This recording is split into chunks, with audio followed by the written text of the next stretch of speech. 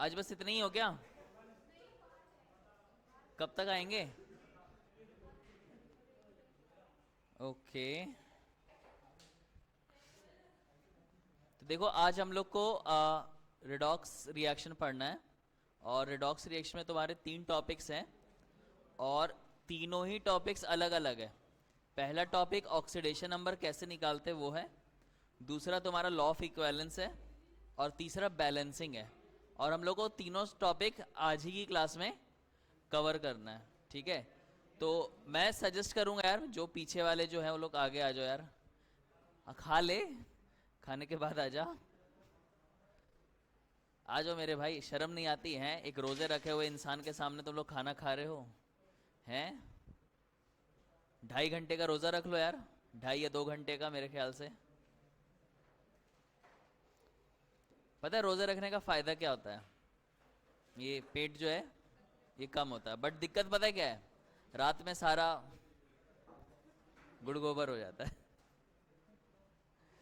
चलो यार हम लोग सीधे टॉपिक स्टार्ट करते हैं।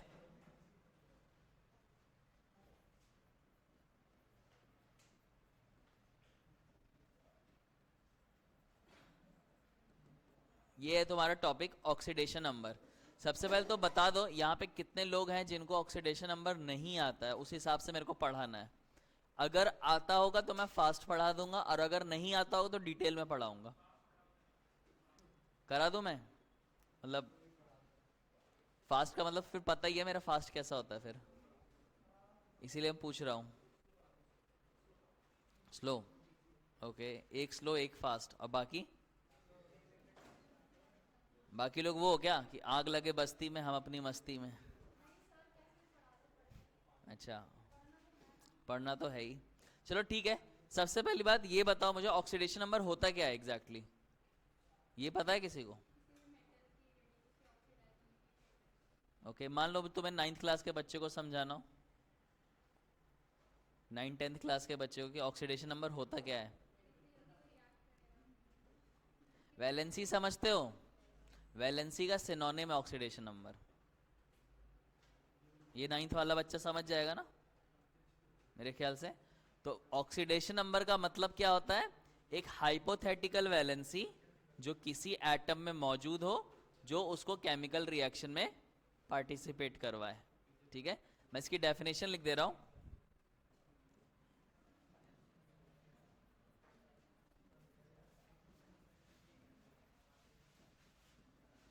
इट इज हाइपोथेटिकल चार्ज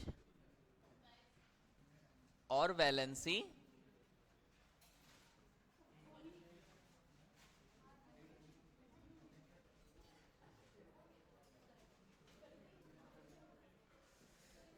चलो जल्दी से सेटल डाउन हो जाए यार। भाई बैठ जा। ओ भाई, blue shirt blue jeans.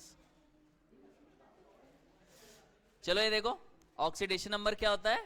Hypothetical charge या hypothetical valency present on an atom. ठीक है, तुमसे ऑक्सीडेशन नंबर की डेफिनेशन नहीं पूछने वाला है, बट ऑक्सीडेशन नंबर कैसे निकालते हैं और उसके बेसिस पे हम लोग रिएक्शंस को कैसे बैलेंस करते हैं, तुमसे वो पूछा जाएगा। ठीक है, तो मैं रूल्स को लिखने जा रहा हूं, और टोटल रूल्स मेरे ख्याल से 7-8 के आसपास है, मे भी शायद 10 के आसपास भी हो, मुझे इतना ध्यान नहीं है।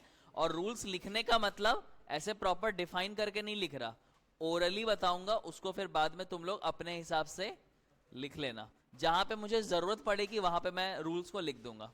ठीक है, तो नेक्स्ट टॉपिक है मेरा how to find oxidation number. और एक चीज और, ऑक्सीडेशन नंबर हो या ऑक्सीडेशन स्टेट हो, बात बराबर है। ठीक है, अब ऑक्सीडेशन नंबर हम लोग को निकालना कैसे, तो कुछ रूल्स है, उस रूल्स को मतलब प्रॉपर फॉलो करना। फॉर एग्जांपल अगर मैं सोडियम की वैलेंसी की बात करूं, सोडियम की वैलेंसी कितनी होती है? 1। यहां पे सोडियम 1 इलेक्ट्रॉन दे सकता है, या क्लोरीन 1 इलेक्ट्रॉन ले सकता है।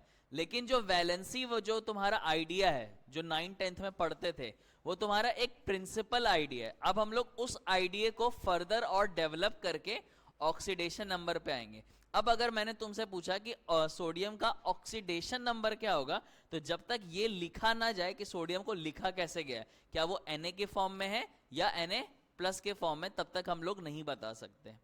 ठीक है, तो सबसे पहला रूल इसका ये होगा ऑक्सीडेशन नंबर का, कि ऑक्सीडेशन नंबर ऑफ अनकंबाइंड एलिमेंट,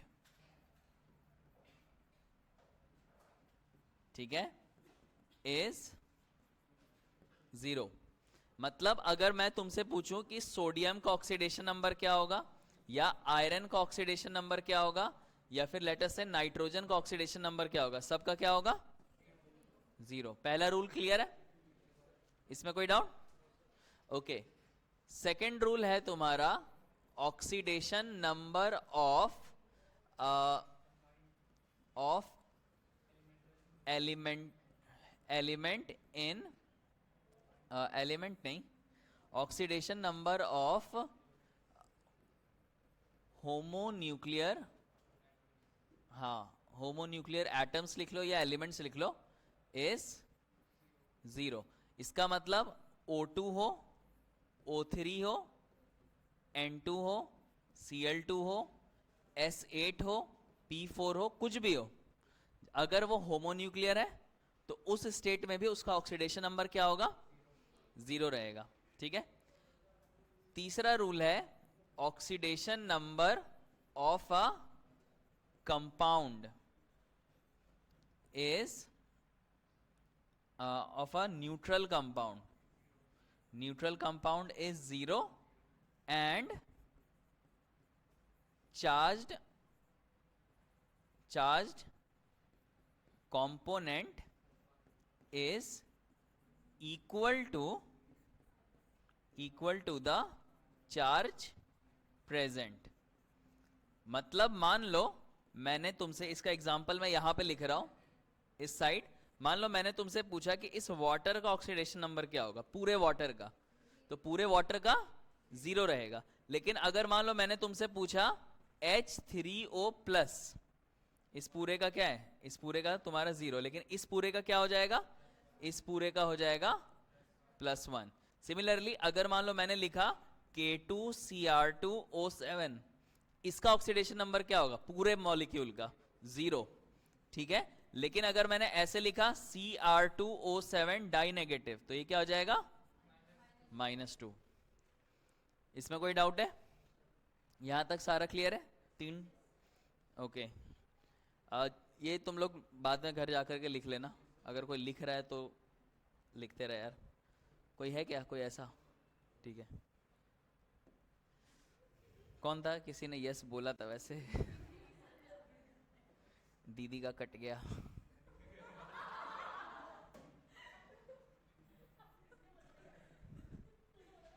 चलो इधर देखो, 3 हो गए ना, चौथा देखो। फोर्थ रूल है तुम्हारा ऑक्सीडेशन नंबर ऑफ मेटल। अब जो बेसिकली रूल है पहले मैं बता दे रहा हूं, उसके बाद मैं एक्सप्लेन करता हूं। अब जितने भी रूल्स हैं वो सारे तुम्हारे एलिमेंट के ऑक्सीडेशन नंबर है किसी कंपाउंड के अंदर, कि किसी कंपाउंड के अंदर किसी पर्टिकुलर एलिमेंट का ऑक्सीडेशन नंबर क्या होगा। ओवरऑल तो 0 होगा या जो चार्ज है वो होगा, लेकिन इंडिविजुअल लेवल पे क्या होगा, अब मैं उस चीज को लिखने वाला हूं। ठीक है, कि oxidation number of metal is always positive, oxidation number of non metal is always negative, और यहां पे मैं ऐसे लिख दे रहा हूं इन अ कंपाउंड, कि किसी भी कंपाउंड में जो उसका ऑक्सीडेशन नंबर होगा वो हमेशा मेटल का हमेशा पॉजिटिव लेना है, नॉन मेटल का हमेशा नेगेटिव लेना है। किसी भी कंपाउंड कितना पॉजिटिव लेना है कितना नेगेटिव लेना है वो भी मैं आऊंगा इस पे। ठीक है, अब हो सकता है शायद तुम लोग पूछो, कहो कि सर ऐसा भी तो हो सकता है कि कोई कंपाउंड ऐसा हो जो 2 नॉन मेटल से मिलकर बना हो, जैसे CO2 हो गया या वाटर हो गया, उस केस में क्या करना है। तो अगर मान लो ऐसा कोई केस है, in case of a compound form by 2 non metals, अगर कोई ऐसा कंपाउंड है जो दो नॉन मेटल से मिलकर के बना है, तो ऑब्वियसली एक ज्यादा इलेक्ट्रोनेगेटिव होगा और एक कम इलेक्ट्रोनेगेटिव होगा। तो इसमें तुम्हें क्या करना है, ये मैं शॉर्ट में मैं लिख रहा हूं कि जो मोर इलेक्ट्रोनेगेटिव होगा, मोर इलेक्ट्रोनेगेटिव, उसको तुम्हें नेगेटिव लेना है, और जो उनमें लेस इलेक्ट्रोनेगेटिव होगा उस वाले को पॉजिटिव लेना है। ठीक है, और जो भी तुम ऑक्सीडेशन नंबर लोगे, ठीक है, जो नेगेटिव ले रहे हो या जो पॉजिटिव ले रहे हो, फॉर एग्जांपल अगर मैं बात करूं ICl, मान लो कोई कंपाउंड है ICl करके, आयोडीन और क्लोरीन के कॉम्बिनेशन से मिलकर बना है, ठीक है, तो कितना लेना है, वो उसकी प्राइमरी वैलेंसी के बराबर होगा। प्राइमरी वैलेंसी वही 9th क्लास वाली वैलेंसी, कि मुझे पता है कि क्लोरीन का -1 होता है, तो क्लोरीन को तुम्हें -1 लेना पड़े तो आयोडीन कितना हो जाएगा, +1 हो जाएगा। ठीक है, and the assigned oxidation number will be equal to its primary valency। ठीक है, एग्जाम्पल के तौर पे जैसे मान लो ICl है, तो क्लोरीन -1 और ये आयोडीन +1। मान लो ये है BF3, फ्लोरीन ज्यादा इलेक्ट्रोनेगेटिव है, तो फ्लोरीन -1 होगा, तो इस पे कितना हो जाएगा, -3, तो इस पे कितना हो गया, +3। क्या इसमें कोई डाउट, यहां तक ये दो रूल्स भी क्लियर है? ओके, नेक्स्ट है तुम्हारा 6th, oxidation number of group 1। Group 1 का ऑक्सीडेशन नंबर तुम्हें हमेशा +1 लेना है, और ग्रुप 2 का जो ऑक्सीडेशन नंबर है वो हमेशा +2 लेना। अगेन ये किसी कंपाउंड के बारे में बात हो रही है, इंडिविजुअल लेवल पे नहीं, कि किसी भी कंपाउंड में ग्रुप 1 के जो एलिमेंट है उसका हमेशा +1, ग्रुप 2 का हमेशा +2। कोई ऐसा तो नहीं ना कि जिसको पता नहीं हो कि ग्रुप 1 ग्रुप 2 क्या होता है, मतलब बाय चांस कोई कॉमर्स वाला आ गया हो, चलो यार मजे लेते हैं। ठीक है, तो ग्रुप 1 जैसे फॉर एग्जांपल मान लो मैंने लिखा NaCl, अब मुझे जानना है कि इसमें Na का कितना होगा और Cl का कितना होगा। तो जैसा कि मैंने बोला ग्रुप 1 वाले को हमेशा, तो ये कितना हो जाएगा, -1। मान लो मैंने ऐसे लिखा K2O, तो पोटेशियम कितना होगा, +1, इधर कितना हो जाएगा फिर +2, और ये हो जाएगा -2। ठीक है, ये मुझसे किसी स्टूडेंट ने डिबेट किया था कि सर अभी अभी आपने बोला +1 फिर +2 कैसे लिख सकते हो, किसी को ऐसा डाउट तो नहीं है ना? नहीं, वो सच में लड़ गया था वो मुझसे। ऐसे भी कभी कभी कुछ लोग आ जाते हैं, तो ऐसा डाउट मत रखना कि यहाँ पे 2 पोटेशियम का +2 है। ये समझ में है? ओके, अगला देखो 7th, oxidation number of hydrogen is always, hydrogen का तुम्हें हमेशा क्या लेना है, +1 एक्सेप्ट इन मेटेलिक हाइड्राइड। इसका क्या मतलब है ये मैं बताता हूं। ठीक है, पहले तो मैंने येलो से पहले मैं एक नॉर्मल एग्जांपल देता हूं, जैसे H2O है, तो हाइड्रोजन को क्या लेना है, +1, तो इधर कितना हो गया, +2, और ये कितना हो गया, -2। मान लो NH3 है, तो हाइड्रोजन +1, तो इधर कितना हो गया, +3, ये कितना हो गया, -3। अब ये जो मैंने लाइन लिखी है मेटेलिक हाइड्राइड, मान लो ऐसा कोई कंपाउंड है NaH, अब अभी मैंने बताया कि सोडियम हमेशा क्या होगा, तो यहां पे इसको क्या होना पड़ेगा, ये मान लो ये है कैल्शियम हाइड्राइड, तो कैल्शियम क्या होगा, +2, ये कितना हो जाएगा, -2। मतलब मेटेलिक हाइड्राइड में ऑक्सीडेशन नंबर क्या हो जाएगा, -1। मतलब हाइड्रोजन 1 शो करेगा, मोस्ट ऑफ द केसेस में 1 शो करेगा, लेकिन अगर किसी हाइड्रोजन ने मेटल से बॉन्डिंग बना ली, तो ये देखो इस वाले रूल को फॉलो कर रहा है ना, कि जो ज्यादा इलेक्ट्रोपॉजिटिव होगा उसको पॉजिटिव लेना है, और जो कम इलेक्ट्रोपॉजिटिव होगा उसको नेगेटिव देना है, तो उसी से ये हो रहा है।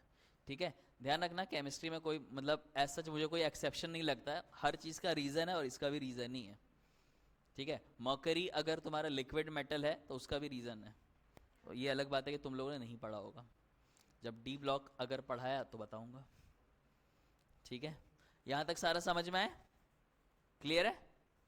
ओके, कितने हो गए? 8वां देखो, 8वां है तुम्हारा oxidation number of oxygen is always, oxygen का जो ऑक्सीडेशन नंबर होगा ये हमेशा और हमेशा -2 होगा, एक्सेप्ट किसमें? पेरोक्साइड में। पेरोक्साइड में -1 होता है, एंड सुपर ऑक्साइड में, सुपर ऑक्साइड में -½ होता है। इसका क्या मतलब है वो देखो।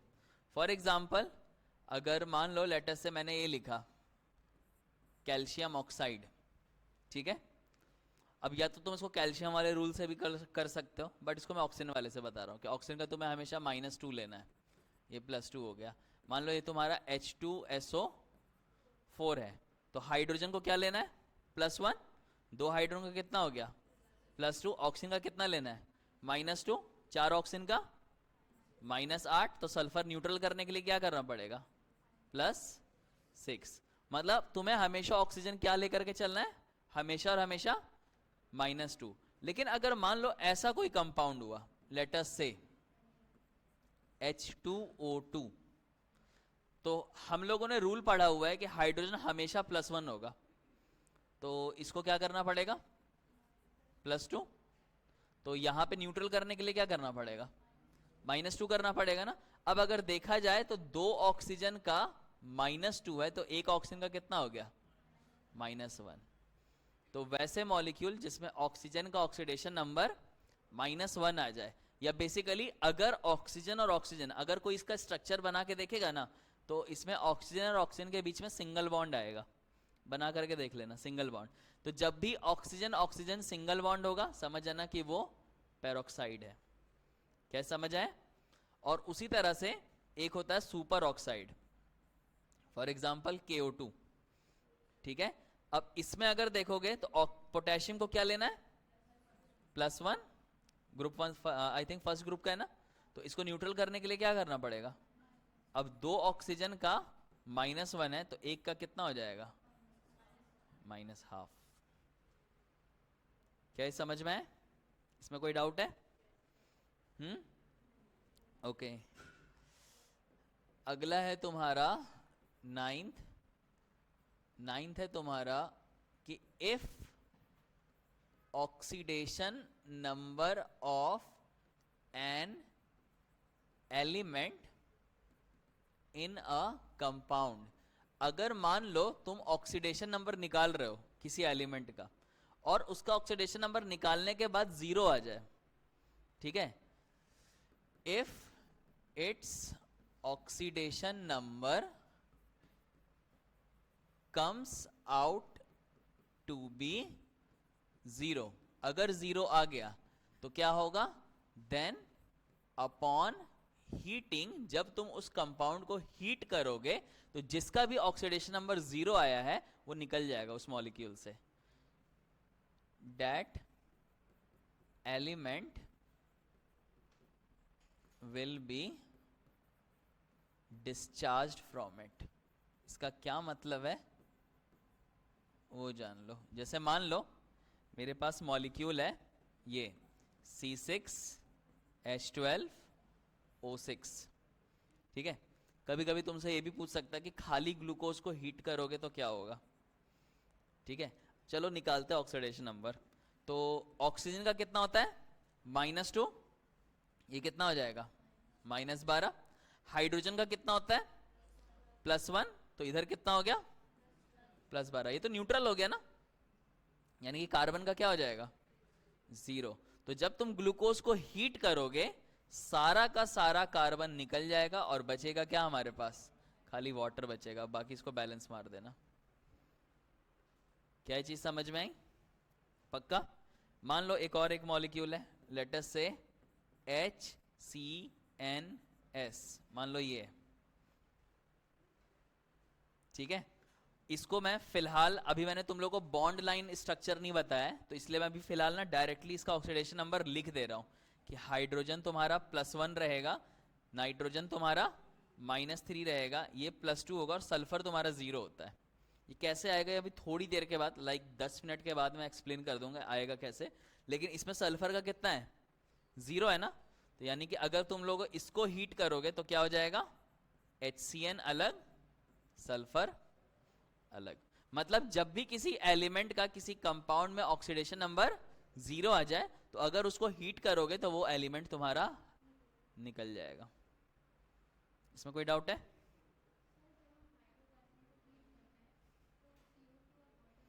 वो दूसरी चीज है, उसकी कहानी अलग है। उसमें एलिमेंट थोड़ी निकल रहा है, उसमें तो कंपाउंड निकल रहा है पूरा, वो अलग चीज है। क्या तुम ध्यान से सुन रहे हो मैंने क्या बोला था? हाँ, तो यहां तक सारा समझ में आया? इसमें कोई डाउट है? आगे का मतलब जैसे अभी कितना हो रहा है, 1:06 हो रहा है ना, तो तुम्हें हो सकता है 1:15 तक बता दूंगा उसका रीजन। यहां तक कोई दिक्कत? ओके, नेक्स्ट रूल मैं यहीं पर समझा रहा हूं क्योंकि वो लास्ट रूल है ये, इसी से रिलेटेड है क्योंकि, तो मैं इस वाले पार्ट को अरे यार रब कर दूं तो गड़बड़ हो जाएगा। चलो, आय हाय आय हाय, सॉरी।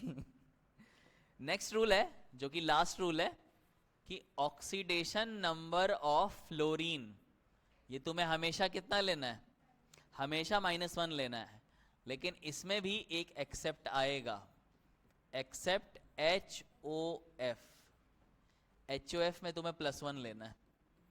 इसका क्या मतलब है, क्यों +1 ले रहे हैं, चलो वो देख लेते हैं।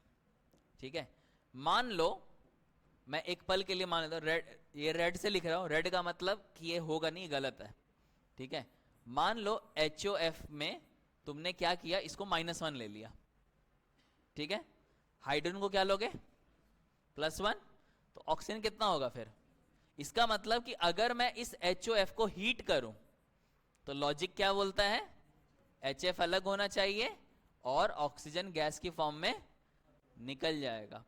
प्रैक्टिकली जब इस हाइड्रोजन ऑक्सीफ्लोराइड को हीट किया गया कुछ नहीं हुआ था। इसका मतलब ऑक्सीजन का इसमें ऑक्सीडेशन नंबर +1 मतलब +0 आएगा ही नहीं। तो वो चीज कब सेटिस्फाई हो पाएगी, जब ये इस पैटर्न को फॉलो करेगा कि ये -2 हो गया, ये +1 और ये +1। क्या ये चीज समझ में आई कि +1 क्यों लेना है? अब तुम जानते हो कि फ्लोरीन जो है हाईली इलेक्ट्रोनेगेटिव एलिमेंट है, मोस्ट इलेक्ट्रोनेगेटिव एलिमेंट है, और फिर भी इसका ऑक्सीडेशन नंबर कितना है, +1। ये हाईली कोरोसिव एसिड होता है, हाईली कोरोसिव। अगर किसी ने ब्रेकिंग बैड देखी होगी, मुझे नहीं पता, नाम सुना है नहीं, तो ब्रेकिंग बैड जो वेब सीरीज है उसमें मतलब एक जगह पे कुछ क्राइम व्राइम हो जाता है, कुछ मर्डर हो जाता है, तो उनको लाश को ठिकाने लगाना होता है। तो वो सोचते हैं कि आखिर उस लाश को कैसे ठिकाने लगाए कि किसी को ट्रेस तक ना मिले। तो वो क्या करते हैं, उस लाश को इस एसिड में डिसॉल्व कर देते हैं, पूरा लिक्विड बन जाता है, और उसके बाद फिर उसको ड्रेन कर दिया जाता है। हाँ, बेसिकली स्टोरी कुछ अलग है। वो उसको समझाता है दूसरे बंदे को कि जब लाश को तुम डालो तो प्लास्टिक के बाथटब में पिघलाना, तो वो सुनता नहीं है। वो क्या करता है, मार्बल के बाथटब में लाश को डालता रहिए। तो होता क्या है, वो एसिड जो है पहले तो लाश को गला देता है, फिर जो मार्बल का जो बाथटब होता है उसको भी गला देता है, फ्लोर की जो टाइलिंग होती है उसको भी गला देता है, और जब तक वो बंदा आता है तो वो ऐसे फर्स्ट फ्लोर पूरा फाड़ते हुए नीचे गिरता है। तो वो सीन बड़ा मस्त था। और फिर वो लोग, जिसने इंस्ट्रक्शन दिया और वो दूसरा बंदा भी मतलब पोछे से साफ करके यूं निचोड़ रहा है। तुम लोग क्या डॉक्टर बनोगे हैं, अरे है ये सब तुम्हें सुन करके होना चाहिए, हाँ सर मजा आ रहा है सुनने में। क्या ब्रेकिंग बैड 7 मई के बाद देखना, ठीक है। यहां तक सारा सबको क्लियर है? ठीक है, अच्छा अब सुनो, ये है तुम्हारा पूरा पूरा मतलब 95% तुम्हारा जो ऑक्सीडेशन नंबर है वो इन्हीं से निकल जाएगा। लेकिन कभी कभी ऐसा होगा वो तुम्हें ना स्ट्रक्चर बना करके देगा, तो जब तुम्हें स्ट्रक्चर बना करके आ जाए तो उसके लिए एक दूसरा डिफरेंट अप्रोच है, ठीक है। तो उस स्ट्रक्चर को बनाने से पहले मैं कुछ क्वेश्चन दे रहा हूं, मुझे बस इसका बस फटाफट आंसर बता देना। Find oxidation number of underlined elements.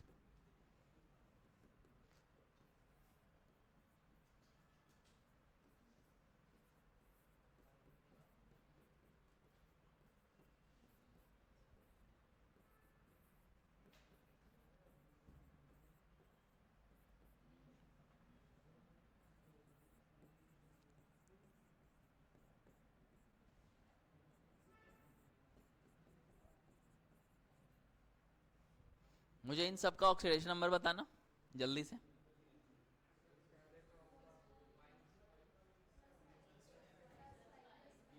Plus, okay.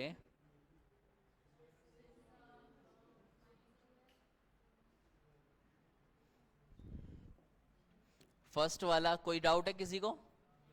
+5 आएगा। इसमें कितना आएगा? नहीं, इसमें होगा x - 4 = -2, तो इसमें +2 आएगा। इस वाले में अगर निकालोगे तो +7 आएगा। देख लो, ऑक्सीजन का -2 होता है क्या? हाँ, इसका भी +7 आएगा। और इस वाले का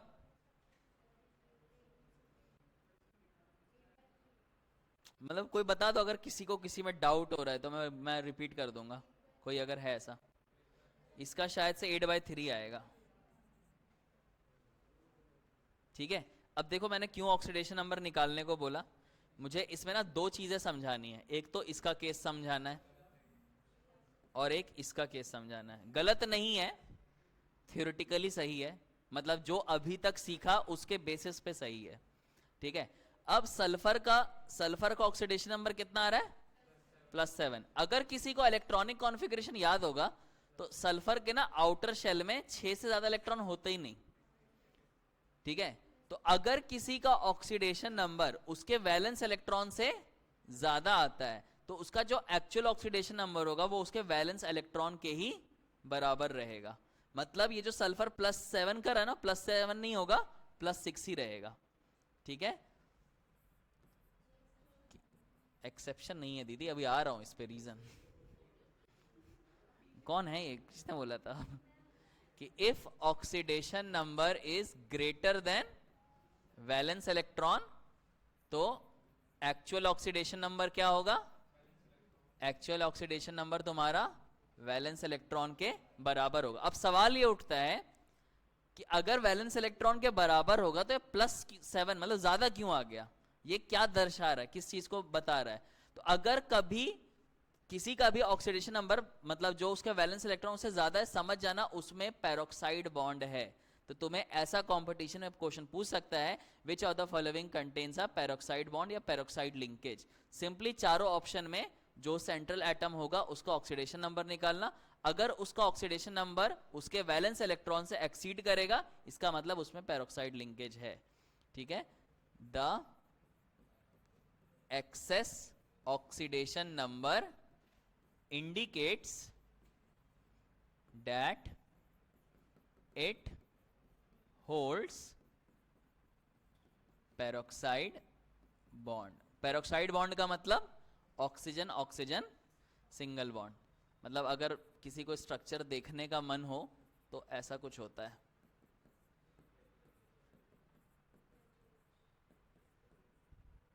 ऐसा कुछ रफ में मैंने बनाया, ठीक है। ओलियम बोलते हैं ना, किसको क्या बोलते हैं, ध्यान नहीं है। नहीं, ओलियम नहीं होता यार, ओलियम कुछ और होता है। ओलियम H2S2O7 होता है, ये H2S2O8 है, ये ओलियम नहीं है। यहां तक समझ आए? इसका मतलब क्या होगा? अच्छा, अब सवाल उठता है कि फ्रैक्शन में आया, इसका क्या मतलब है? क्योंकि वैलेंसी का भी फ्रैक्शन तो हो नहीं सकती। ऐसा तो नहीं कि 2.5 इलेक्ट्रॉन दे दिए, हमेशा इलेक्ट्रॉन तो होल नंबर में जाएगा। तो अगर कभी किसी का ऑक्सीडेशन नंबर फ्रैक्शन में आए, इसका मतलब दो चीजें हो सकती है, या तो उसका जो ऑक्सीडेशन नंबर होगा वो बॉन्ड से निकलेगा, मतलब स्ट्रक्चर बना करके, या फिर उसमें दो अलग अलग कंपाउंड फ्यूज्ड होंगे एक साथ। मतलब ये जो तुम्हारा Fe3O4 है ना, ये Fe3O4 असल में इन दोनों का मिक्सचर है, FeO और Fe2O3। तो अगर कभी किसी का ऑक्सीडेशन नंबर फ्रैक्शन में आए, इसका मतलब it is a non stoichiometric compound. ठीक है,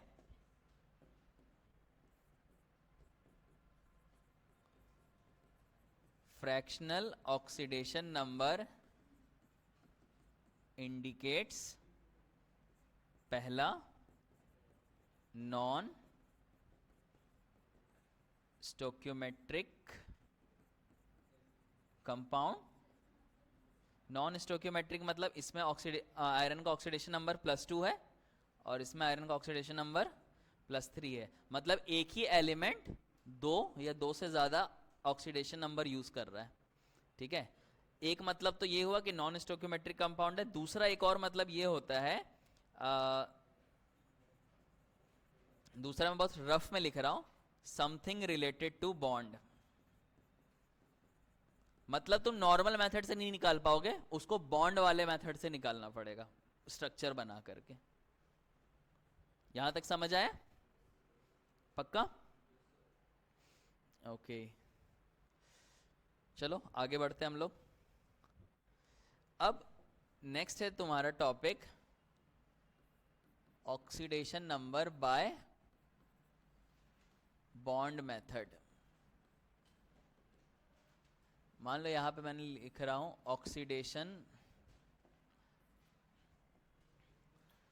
ऑक्सीडेशन नंबर गिवन टू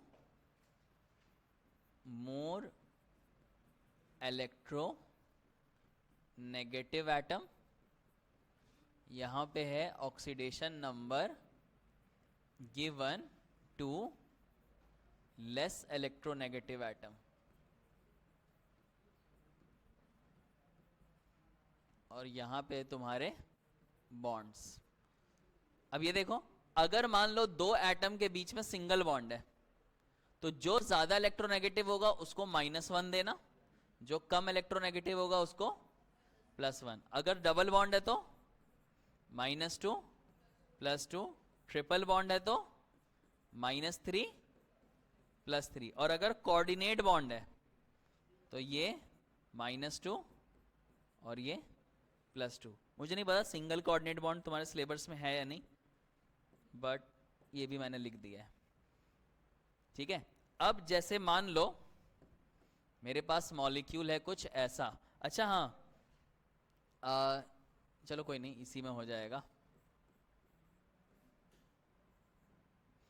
अब जैसे ये है, मुझे इसमें हर एक एलिमेंट का ऑक्सीडेशन नंबर निकालना है।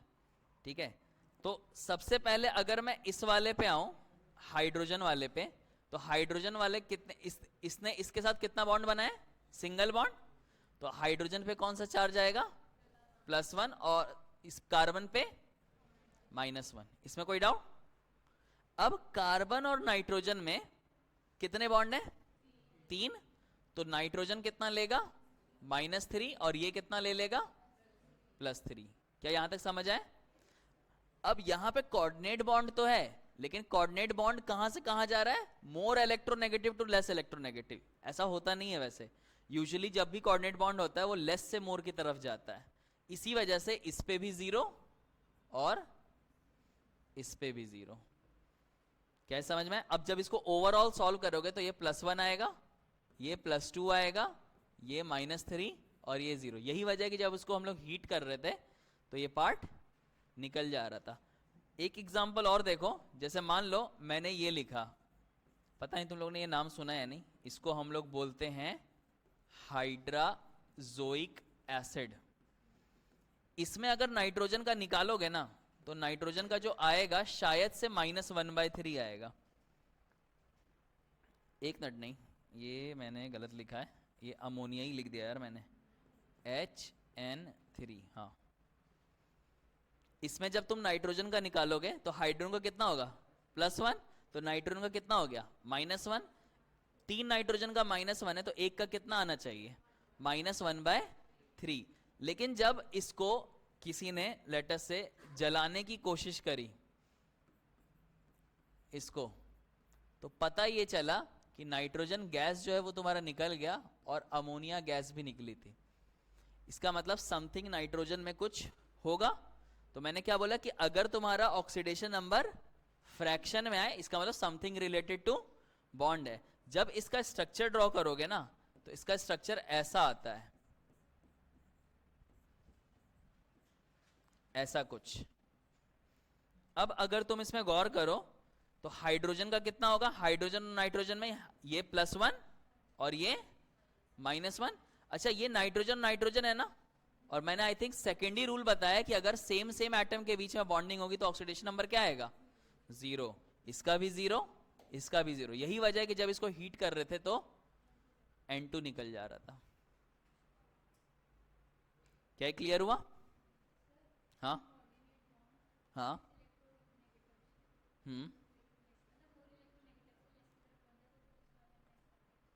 कोऑर्डिनेट बॉन्ड का मतलब क्या होता है? सबसे पहले अगर हम लोग एकदम बेसिक से जाएं, कोऑर्डिनेट बॉन्ड का मतलब होता है कि ये अपना इलेक्ट्रॉन उस को दान कर दे रहा है।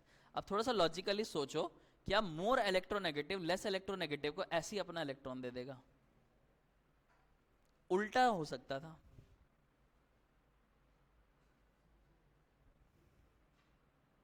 यहां तक कोई दिक्कत? ये था तुम्हारा पूरा पूरा मतलब complete oxidation number.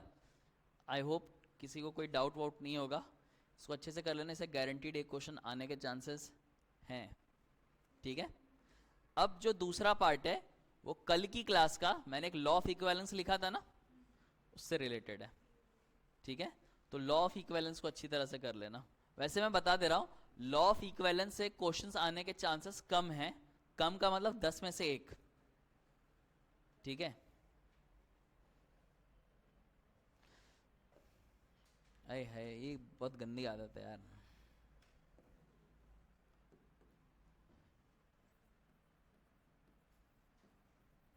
Law of equivalence, law of equivalence से पहले यार, लॉ ऑफ इक्विवेलेंस से पहले मुझे तुम्हें यह समझाना पड़ेगा कि इक्विवेलेंट वेट क्या होता है। किसी को पता है? अगर बहुत शॉर्ट में बोला जाए तो molecular weight upon n factor ये होता है, लेकिन इसका असल मतलब क्या होता है ये मैं बता देता हूँ। जिसने भी इक्विवेलेंट वेट को स्टडी करने की कोशिश की उसने ये पाया कि जब भी कोई रिएक्शन हो रहा है उसमें तुम्हारे नंबर ऑफ इलेक्ट्रॉन्स का ट्रांसफर हो रहा है। एक अपना इलेक्ट्रॉन दे रहा है, दूसरा इलेक्ट्रॉन ले रहा है। फॉर एग्जांपल हाइड्रोजन और वाटर भी ऐसे ही रिएक्शन करेंगे। जब तक इलेक्ट्रॉन का ट्रांसफर होगा नहीं तब तक बॉन्ड बनेगा नहीं।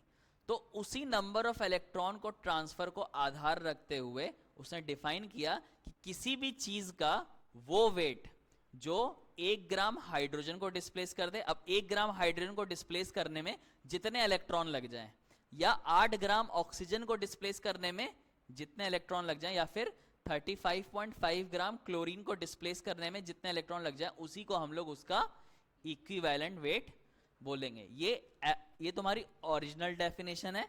और इस ओरिजिनल डेफिनेशन को इतना एम्फेसाइज इसलिए किया क्योंकि इससे भी तुम्हें क्वेश्चन दे सकता है। ओरिजिनल डेफिनेशन को अच्छी तरह समझ लो, तुम्हें इक्विवेलेंट वेट बहुत अच्छे से समझ में आ जाएगा। तो मैं यहां पे इसकी डेफिनेशन लिख दे रहा हूं कि it is the weight of an element required to displace कितना, 1 ग्राम हाइड्रोजन, या फिर 8 ग्राम ऑक्सीजन, या फिर 35.5 ग्राम क्लोरीन। डिस्प्लेस 35.5 डिस्प्लेस करो या फिर react in a chemical reaction। आ रहा हूं एक minute. In a chemical reaction, ये डेफिनेशन जब दी गई, ठीक है, तो उस डेफिनेशन ने खाली इन्हीं 3 को किया। ये अलग बात है उसके 30 साल के बाद में पता चला कि तुम इसको, जैसे फिजिक्स में होता है ना, रेफरेंस पॉइंट चेंज कर दोगे तो डेफिनेशन चेंज हो जाएगी। तो तुम चेंज कर सकते हो, तुम ब्रोमीन से भी डिफाइन कर सकते हो, तुम CO2 से भी डिफाइन कर सकते हो, तुम नाइट्रोजन से भी किससे भी कर सकते हो, लेकिन ये मैंने ओरिजिनल जो डेफिनेशन है वो लिखी है। यहां तक क्लियर है? लवाइजर ने दिया था ये, ठीक है। अब इसका मतलब क्या है इस डेफिनेशन का, और इस डेफिनेशन के मतलब से एक फॉर्मूला आएगा, और उसी फॉर्मूले को तोड़ के तुम्हारा molecular weight upon n factor वाला फॉर्मूला आएगा। तो उसको अच्छे तरह समझ लेना, क्योंकि ये पूरा पूरा बेस होगा तुम्हारा, ठीक है। कोई मुझे बता सकता है ऐसे ही ओरली कि मैग्नीशियम का या कैल्शियम का वेट कितना होता है, इक्विवेलेंट वेट? 20 आएगा। चलो देखते हैं 20 कैसे आएगा, ठीक है। मान लो मैं कैल्शियम ले रहा हूं लेटर से, और कैल्शियम को ऑक्सीजन से रिएक्शन करवा रहा हूं, कैल्शियम ऑक्साइड, और इसको बैलेंस कर दिया।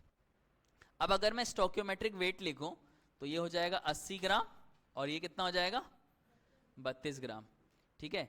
यानी कि मैं यहां पे देख सकता हूं कि 32 ग्राम ऑक्सीजन जो है वो कितने से कंबाइन कर रहा है, 80 ग्राम कैल्शियम से।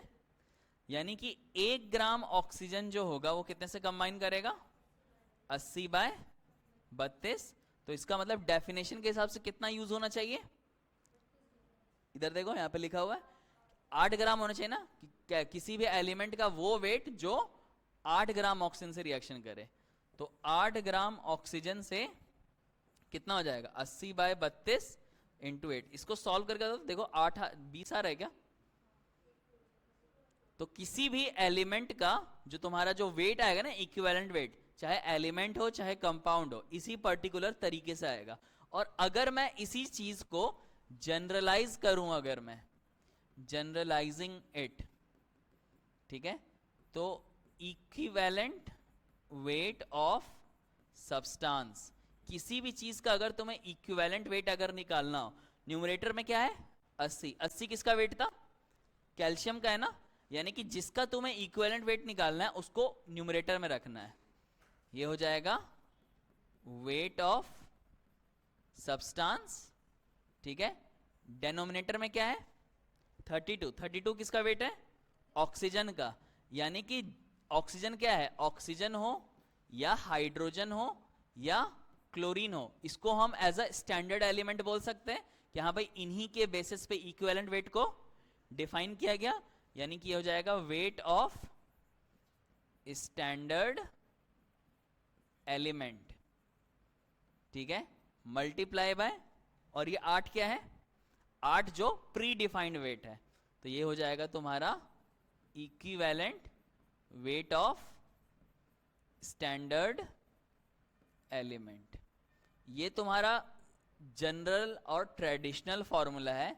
इसी फॉर्मूले को बाद में आगे चल के जो तुम्हारा मॉडर्न कॉन्सेप्ट है उसी में आगे चल के डिफाइन कर दिया गया कि जो इक्विवेलेंट वेट होगा ये बराबर होगा molecular weight upon n factor, जहां पे एन फैक्टर को नाम दिया गया नंबर ऑफ इलेक्ट्रॉन लॉस और गेन।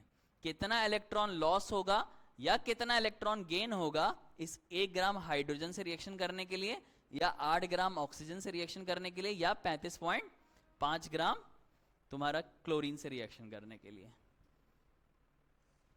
बहुत कम चांस है कि इससे कोई क्वेश्चन देगा। हालांकि मुझे जहां तक ध्यान है मैंने एक डीपीपी में इसी फॉर्मूले पे बेस्ड एक डाल दिया है, करके देख लेना, अगर बने तो ठीक है वरना कोई बात नहीं। हाँ हाँ,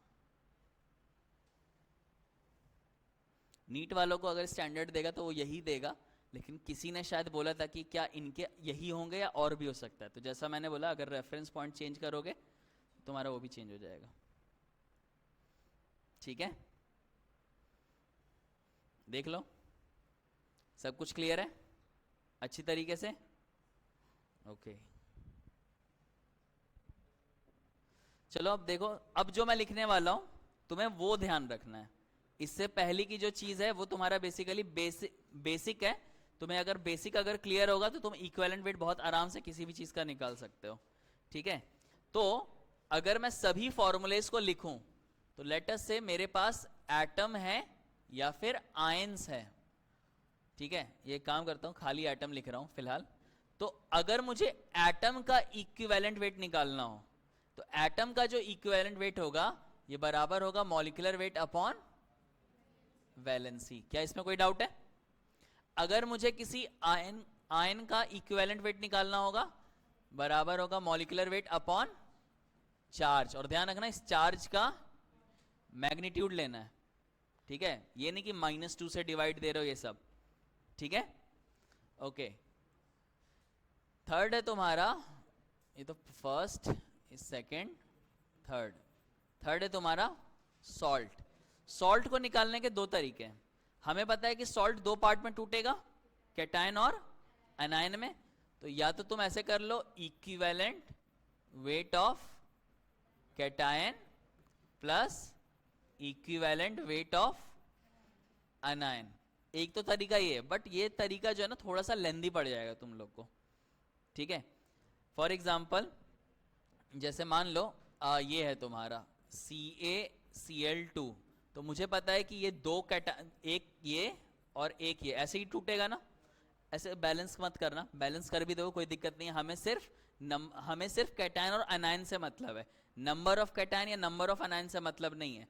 तो अगर मुझे इसका इक्विवेलेंट वेट निकालना होगा तो ये बराबर हो जाएगा 40/2 प्लस ऑफ 35.5/1। अब इसको ऐड कर देना, आई थिंक 20 होगा, ये कितना आ गया 55.5। एक तो तरीका ये हुआ। एक दूसरा तरीका है, मैं सजेस्ट करूंगा कि इस वाले फॉर्मूले को याद रखना सॉल्ट के लिए। ये बराबर होगा molecular weight divided by summation of total cation, cation कितने दे रहा है, मल्टीप्लाई बाय इट्स वैलेंसी। और जो भी तुम्हारे कैटायन की वैलेंसी है उससे सॉल्व कर लेना। फॉर एग्जाम्पल, इसी का अगर मैं एग्जाम्पल लूं CaCl2, ठीक है, तो इसका तुम लोग इसका मॉलिक्यूलर वेट निकाल लो। इसका मॉलिक्यूलर वेट निकालोगे 111 आएगा। अब इसमें टोटल कैटायन कितने हैं, एक ही कैटायन है ना, और कैटायन की वैलेंसी कितनी है 2, तो ये आएगा 55.5। अब तुम हो सकता है बोलो कि सर यही आसान लग रहा है, एक दो बार में तोड़ देंगे और आ जाएगा। लेकिन अगर मेरा सॉल्ट ऐसा हो जाए, ऐसा कुछ, ये किसका फॉर्मूला है कोई बता सकता है? अब मान लो मुझे पोटैश एलम का निकालना हो, ठीक है। अब इसका मॉलिक्यूलर वेट कुछ हो मुझे नहीं पता यार, मैं सीधे डेनोमीटर वाला पार्ट समझा रहा हूं, ठीक है। तो इस वाले में, इसमें टोटल कैटायन कितने हैं, इसमें टोटल कैटायन 2 हैं और पोटेशियम की वैलेंसी 1 होती है। अब समेशन है ना, समेशन का मतलब ऐड होगा, कितने एल्युमिनियम है 2 और एल्युमिनियम की वैलेंसी 3। अच्छा, ये तो कैटायन, ये तो कोई आयनिक कंपाउंड नहीं है ना, ये तो कोवेलेंट है, कोवेलेंट को इग्नोर कर देना है। तो इसका आंसर हो जाएगा मॉलिक्यूलर वेट बाय 8। मुझे इसका कोई बताओ यार फटाफट, ओरली बताना।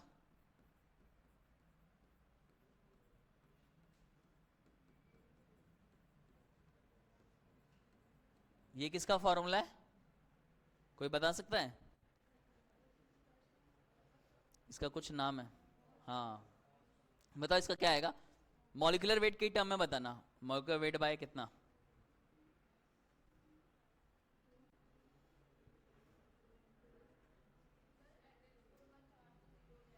नहीं, NH4 पे +1 होता है, NH3 पे 0 होता है। कितना 5 तो नहीं होगा, 4 आएगा शायद से। NH3 नहीं है, वो 4 है। हाँ, तो ये तुम्हारा मॉलिक्यूलर वेट, ये तुम्हारा अमोनियम आयन है ना, कितने अमोनियम आयन है 2, और अमोनियम आयन पे +1 होता है, NH4 प्लस होता है। और आयरन कितने हैं, आयरन 1 है और आयरन की वैलेंसी कितनी होती है 2, तो ये कितना हो जाएगा मॉलिक्यूलर वेट बाय 4। क्या समझ आया? हाँ, मैंने क्या यहाँ पे लिखा है, क्या मैंने ऐसा लिखा है, टोटल इक्विवेलेंट वेट ऑफ अनायन, ऐसा लिखा है क्या? नहीं ना, मतलब हमें सिर्फ कैटायन और अनायन से मतलब है, उसके नंबर से मतलब नहीं है।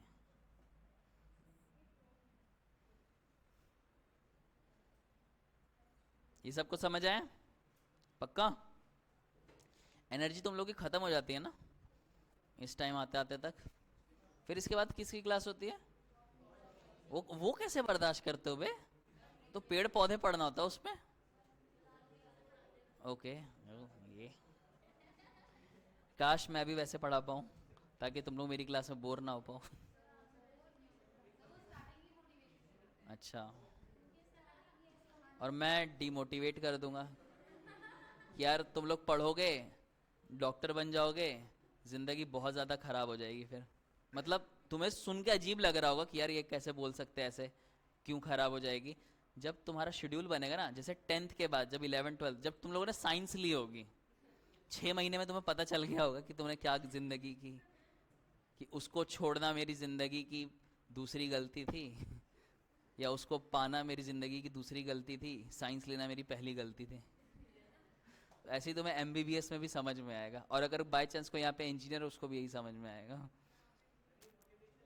ये मोटिवेशन समझ लो, डिमोटिवेशन समझ लो, जो भी। देखो डॉक्टर्स की तो फिर भी जॉब लग जाती है, इंजीनियर जो पेटीएम से पैसे कमाते हैं लिंक भेज के कि भाई तेरे को एक लिंक भेजता हूँ, 50 रुपए तुझे मिलेंगे, 50 मुझे मिलेंगे, मोमोज खाएंगे। मैं यार ऐसे ही मोटिवेट करता हूँ मैं बेसिकली ज़िंदगी की हकीकत बताता हूँ। मैं ये नहीं बताता आगे चल के ज़िंदगी बहुत अच्छी हो जाएगी, मैं सीधे ज़िंदगी का स्ट्रगल बताता हूँ, ताकि तुम लोग उस भ्रम में ना जियो आगे चल के।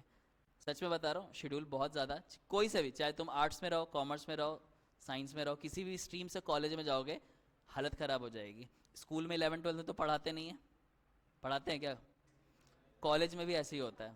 तो कॉलेज में भी तुम्हें समझ में नहीं आएगी कैसे पास हो गए, और फिर जब कुछ भी बिना लिखे पास हो गए तो तुम्हें बड़ा कॉन्फिडेंस आ जाए, अरे वाह बिना लिखे पास। यही वजह है कि जब हम लोग सारे लोग ग्रेजुएट होकर के निकलते हैं, तो जो डॉक्टर होते हैं, जो इधर उधर रिक्रूट हो जाते हैं, चूंकि उन लोगों ने भी उतना पढ़ा नहीं होता, तो वो एम्स दिल्ली रेफर करते हैं या वेलोर ये सब रेफर करते हैं। और जो इंजीनियर होते हैं उनकी तो जॉब ही नहीं लगती क्योंकि उनको नॉलेज ही नहीं होती सब्जेक्ट की। यही वजह है कि हमारे देश में इतनी बेरोजगारी है। हाँ, और गवर्नमेंट को ब्लेम करते रहते हैं। क्या? हाँ, मैं भी इंजीनियर हूँ, तो मैं तो पढ़ा रहा हूँ, मैं तो बाय चॉइस पढ़ा रहा हूँ। मेरे को तो ऑफर भी था कि, क्या हुआ? हाँ, मज़ा आता है। चलो आगे देखो, क्या क्या हो गया? एटम हो गया, आयन हो गया, और सॉल्ट हो गया। ठीक है, चौथा और पांचवा तुम्हें पता होगा, एसिड और बेस। एसिड का क्या है? एसिड का है molecular weight upon number of replaceable H+, ठीक है। और बेस का क्या है? Molecular weight upon number of replaceable OH- ion. क्या समझ आए? इस पे मैं ज्यादा डिटेल में डिस्कस नहीं कर रहा, मुझे मेन ये छठा बताना है, जो कि है ऑक्सीडाइजिंग एजेंट, ठीक है, या फिर रिड्यूसिंग एजेंट। दोनों के लिए फॉर्मूला तुम्हारा सेम लगेगा, चाहे ऑक्सीडाइजिंग एजेंट हो चाहे रिड्यूसिंग एजेंट हो। इसका जो फॉर्मूला है, फॉर्मूला होगा तुम्हारा molecular weight divided by change in oxidation number multiply by active atom in reactant side. Reactant side को क्या बोलेंगे यार? LHS RHS? प्लीज, मुझे जज मत करना इस चीज से मुझे बस बता दो क्या होता है। LHS होगा तो ठीक है, एक्टिव एटम LHS, ठीक है, क्योंकि मेरा जो राइट है वो तुम लोगों का लेफ्ट होगा ना, इसीलिए मैंने पूछा। ठीक है, इसका क्या मतलब है ये भी थोड़ी देर में बताता हूँ। फॉर एग्जाम्पल, मान लो जैसे मुझे निकालना है Cr2O7 डाई नेगेटिव, ये कन्वर्ट हो रहा है Cr ट्राई पॉजिटिव में। जब भी तुम्हें ऑक्सीडेशन नंबर निकालना होगा, इस साइड का निकालना होगा। ये LHS है ना तुम लोगों के लिए, इस साइड वाले का तुम्हें ऑक्सीडेशन नंबर निकालना होगा। अब इसका जो भी मॉलिक्यूलर वेट रहे, ठीक है, अब इसमें ऑक्सीडेशन नंबर क्रोमियम का निकालो उसी मेथड से जो मैंने बताया ऑक्सीडेशन नंबर। तो ऑक्सीडेशन नंबर जब क्रोमियम का निकालोगे, निकाल के देखना +6 आएगा। चेंज कितने से हो रहा है? 3 से चेंज हो रहा है। और यहां पे लेफ्ट हैंड साइड में क्रोमियम कितने हैं? 2 है ना, तो ये तुम्हारा इसका आंसर हो जाएगा, मॉलिक्यूलर वेट बाय 6। मान लो एक और एक एग्जांपल लिखता हूं, ये तुम लोग खुद बताओ कि मान लो NO3 माइनस है, ये कन्वर्ट हो रहा है N2 में, मैंने मान लिया, तुम्हें इसका बताना है। तो ये क्या हो जाएगा? मॉलिक्यूलर वेट, इसका तो 0 होगा ऑक्सीडेशन नंबर, NO3 माइनस का +5 आएगा, तो चेंज कितने से हो गया? 5, और नाइट्रोजन कितने? एक ही है ना, तो ये हो जाएगा molecular weight by 5। Equivalent weight निकालना आ गया सबको, कोई डाउट तो नहीं है ना? एक बार कहां से कौन सा बताऊं, ये वाला वो वाला? मैं नाइट्रोजन वाले में एक और एक सैंपल देता हूं ना तेरे को, ये ले, मान लो ये है MnO4 माइनस, ये है तुम्हारा MnO2, ठीक है। एक ऐसा होता है ना, दुकान में जाते हैं, बहन जी आप ये देखिए, ये मार्केट में नया नया आया है, आपको ये पक्का पसंद आएगा, ठीक है। तो ये देखो, इसका ऑक्सीडेशन नंबर +7, निकाल के देखना, ठीक है। मैं फिलहाल इस पे डिस्कस नहीं कर रहा +7 कैसे आएगा। और इसका ऑक्सीडेशन नंबर +4, ठीक है। इसका जो भी मॉलिक्यूलर वेट रहा हो, मैंने उसको एज इट इज लिख दिया। चेंज कितने से हो रहा है? 3 से। और इधर मैंगनीज कितना है? आ गया। क्लियर हुआ सबको? पक्का? भाई देखो, जब तक इक्विवेलेंट वेट समझ में नहीं आएगा तब तक तुम लोगों को लॉ ऑफ इक्विवेलेंस नहीं समझ में आने वाला। इसीलिए लॉ ऑफ इक्विवेलेंस छोटा सा है, 2 लाइन का है बस। क्या हुआ है? तुम लोगों की हालत, है, बड़ा मजा आ रहा है। मतलब मैंने रोजा रखा हुआ है, बट मुझे वो ब्रिटिशर्स वाली फीलिंग आ रही है, जो अत्याचार करते हैं ना, कुछ वैसा। चलो ये देखो, लॉ ऑफ इक्विवेलेंस अब क्या कहता है।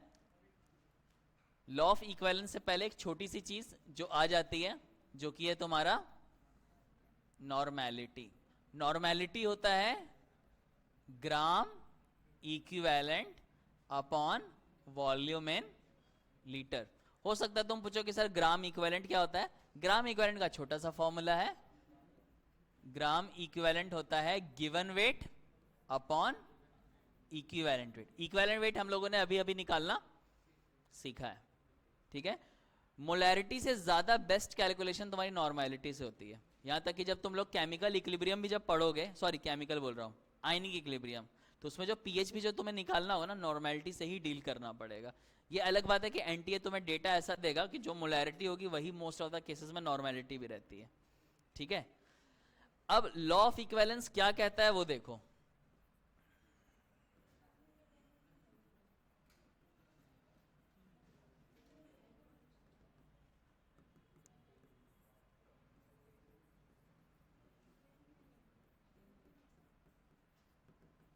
सबसे पहली चीज, ये तो लोगों को पता ही नहीं होता कि इसको अप्लाई कब करना है, ठीक है। लॉ ऑफ इक्विवेलेंस को अप्लाई कब करना है। तो अगर तुम्हारा क्वेश्चन जो है वो रिलेटेड है किससे, एसिड से, बेस से, या फिर ऑक्सीडाइजिंग एजेंट या रिड्यूसिंग एजेंट, अगर इनमें से किसी से भी क्वेश्चन है रिलेटेड, तो समझ जाना तुम्हें आंख बंद करके क्या लगाना है, law of equivalence. Law of equivalence ये कहता है, लेट अस से मेरे पास कोई रिएक्शन है, A + B gives C + D। पहले तो मैं इसका स्टेटमेंट लिख दे रहा हूं और उसके बाद मैं फॉर्मूला लिखूंगा।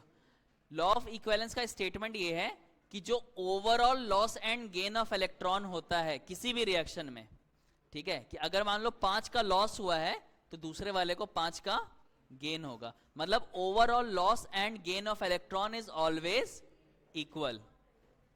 ये इसका स्टेटमेंट है, overall loss and gain of electron are always equal. ठीक है, डीपीपी दे रहे हो क्या? ओके यहां तक सारा समझ में है? बोलो, कोई डाउट है? ओके अब देखो इस लाइन का, ये जो मैंने ये लाइन लिखी है, इस लाइन का क्या मतलब है? ठीक है, ऑब्वियसली तुम्हें कभी भी ये लाइन नहीं पूछेगा, इसको मैथमेटिकल वे में पूछेगा। तो इसको देख लो ये है क्या, इसी चीज को मैं दोबारा लिख रहा हूं। a plus B gives c plus D. तो लॉ ऑफ इक्विवेलेंस ये कहता है कि जो ग्राम इक्विवेलेंट a का होगा वो बराबर होगा ग्राम इक्विवेलेंट b के, बराबर होगा ग्राम इक्विवेलेंट c के, और बराबर होगा ग्राम इक्विवेलेंट d के। ठीक है, ये तो पहला फॉर्मूला हुआ। दूसरा फॉर्मूला अगर यहां पे देखो तो खुद ये gram equivalent normality into volume होगा ना। देख लो, नॉर्मेलिटी को जब मैं वॉल्यूम से मल्टीप्लाई करूंगा तो ग्राम इक्विवेलेंट आ जाएगा, यानी कि ये हो जाएगा NA VA is equal to NB VB NC VC और ND VD। इसमें कोई डाउट है? देख लो, अगर यहां पे देखो एक और फॉर्मूला है तुम्हारा ग्राम इक्विवेलेंट का, वो क्या है? Given weight upon equivalent wait. तो हम लोग एक तीसरा फॉर्मूला भी लिख सकते हैं, given weight of A upon equivalent weight of A is equal to given weight of B equivalent weight of B given weight of C upon equivalent weight C is equal to given weight of D upon equivalent weight of D। एक और formula है but उसकी मैं फिलहाल derivation नहीं बता रहा, उसको मैं डायरेक्टली लिखने जा रहा हूं। ये है तुम्हारा moles of A into n factor A, ये बराबर होगा moles of B n factor of B moles of C n factor C moles of D n factor D। ठीक है, डेटा तुम्हें किसी भी तरीके से दे सकता है, तुम्हें बस ध्यान देना। जैसे मोल्स के कॉन्सेप्ट में था ना, 3 फॉर्मूले थे और 3 फॉर्मूले के बेसिस पे हम लोग फ्लक्चुएट करे थे फॉर्मूले को, कभी इसको यूज करते कभी इस वाले को, ऐसे ही इसमें भी तुम्हें यूज होगा। कैसे यूज करना है ये क्वेश्चन समझ में आएगा। ठीक है,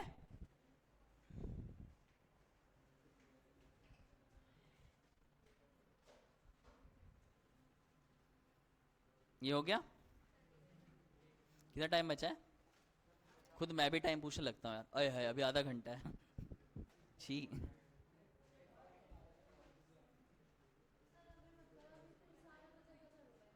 क्या हुआ? कच्चा कच्चा। चलो ये देखो यार, यहां तक सारा सबको समझ में आया। अब मैं 2 क्वेश्चन करवाऊंगा, उस 2 क्वेश्चन से तुम्हें समझ में आ जाए। ध्यान रखना, इस टॉपिक पे जो क्वेश्चन आता है ना वो लूट लो वाला क्वेश्चन होता है। सेल लग गई, लूट लो, जो भी कह लो, तुम्हें बस इन फॉर्मूले को पता होना चाहिए। ठीक है, ये देखो, नोट कर रहे हो क्या कोई? जल्दी करो यार। एक छोटा सा टॉपिक है तुम्हारा बैलेंसिंग का, वो भी बताना मुझे। बैलेंसिंग छोटा है। बैलेंसिंग यहाँ पे कितने लोगों को दिक्कत होती है बैलेंस करने में?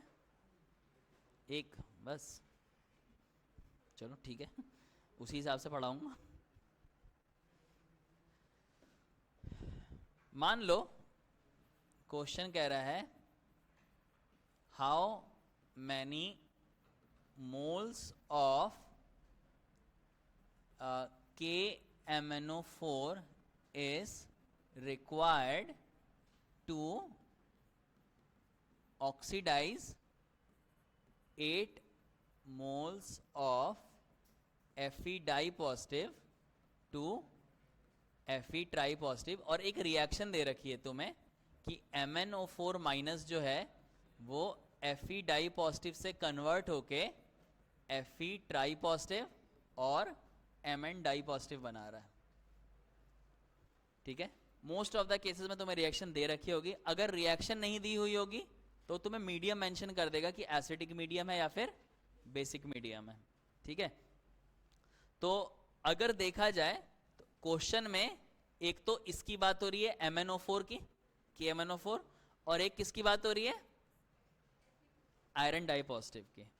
तो हमेशा ऐसे ही देगा, एक दोनों मतलब दो ही चीजें होंगी, उनका तुम्हें क्या करना है, ग्राम इक्विवेलेंट इक्वेट कर देना। मान लो इसको मैंने A नाम दे दिया और इसको मैंने B नाम दे दिया, तो रूल क्या है, रूल है तुम्हारा ग्राम इक्विवेलेंट A बराबर होगा किसके, ग्राम इक्विवेलेंट B के। अब जो डेटा दे रखा है क्या वो नॉर्मेलिटी में दे रखा है, आई थिंक नॉर्मेलिटी में नहीं है ना, ना ही वेट के टर्म में है, ये मोल्स के टर्म में है शायद से। तो मोल्स के टर्म में है तो मैं ऐसा वाला फॉर्मूला यूज कर सकता हूं, Na n factor A is equal to Nb n factor B। I think Na मुझे निकालना है, ठीक है। n फैक्टर A तुम साइड में निकाल लो। साइड में कैसे, ये देखो MnO4 माइनस, ये कन्वर्ट किस में हो रहा है, Mn डाई पॉजिटिव में। इसका n फैक्टर कितना होगा, चेंज कितने से हो रहा है ऑक्सीडेशन नंबर, +7 से +2, यानी कि 5 से चेंज हो रहा है। और एक्टिव एटम इसमें कितने हैं, एक ही है, तो ये हो जाएगा 1। क्या आयरन का मोल्स दे रखा है, देखो 8 दे रखा है, और आयरन का n फैक्टर कितना होगा, इधर +2 है और इधर कितना है +3, यानी कि चेंज कितने से हो रहा है, 1 से, और आयरन कितना है, एक ही है। तो आंसर कितना हो जाएगा, खत्म, 3 लाइन में आ गया।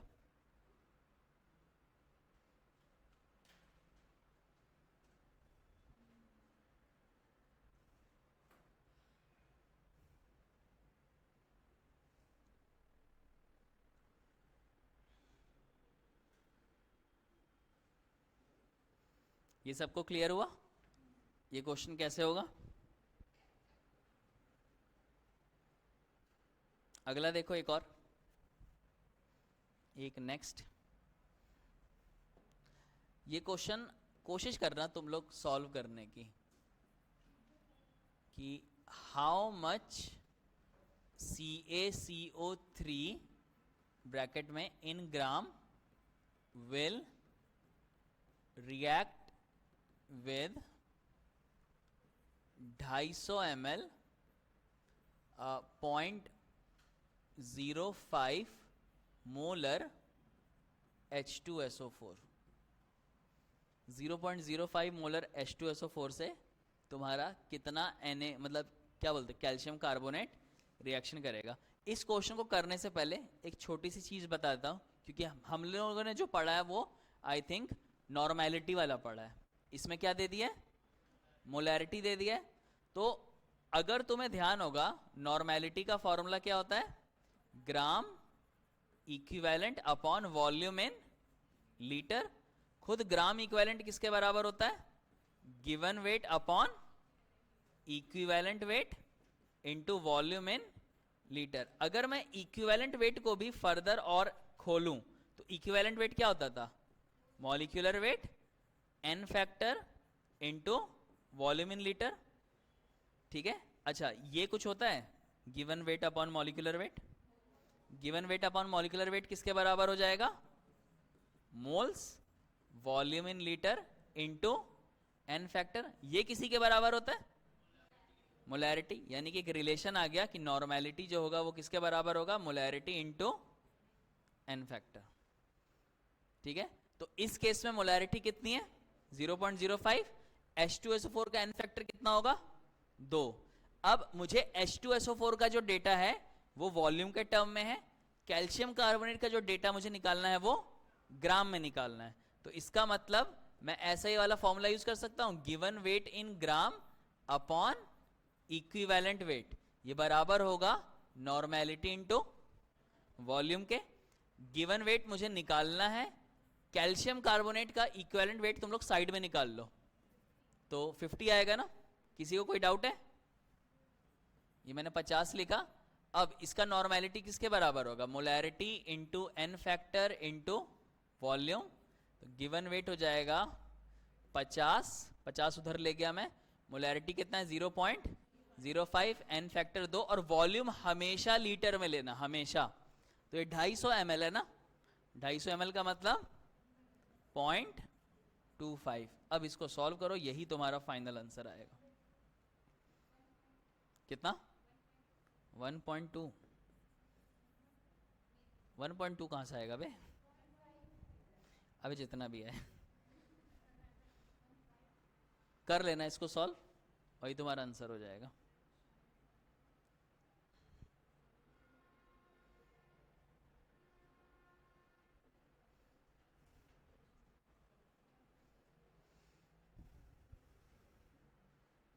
क्या है, सबको क्लियर हुआ?